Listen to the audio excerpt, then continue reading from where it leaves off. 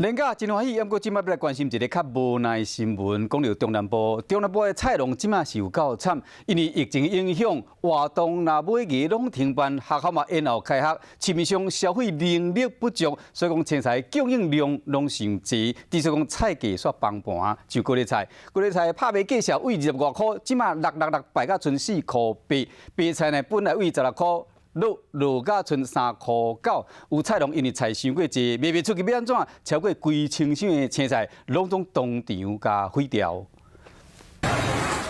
果菜拍卖市啊，载一箱一箱的菜，工作人员无用拆箱仔，甲内底菜全部倒掉。红蛋掉的菜贴做一座山，数量有1000多箱，互恁菜农看到这个画面，心肝头就酸酸。有行无市，其实有一寡蔬菜价钱平均单位还可以，只是讲阮的蔬菜无人消费，无人买，这才是上大的问题。我们通路受阻啦。菜种收济，买的人阁少，这甲菜单掉。菜农嘛伫咧人面册抛出相片，收成的冬蚵量收济，后一秒直接倒转去田内底，就是因为量收济销袂出去。价钱无好的原因，最主因就是我们供过于求。当供过于求，价格就低迷啦。对，菜种收济，影响菜价。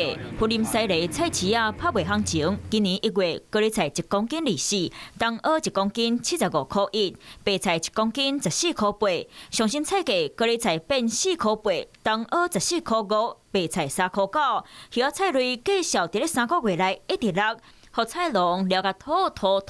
买好要安怎？会当家己委屈家己嘛是爱吞落啊。菜农规律做事，慢菜西，天气好，产量济，所受到疫情影响，价少崩盘。今日当希望开学了后，买的人会变济，大家都爱加食菜，莫辜负菜农的心。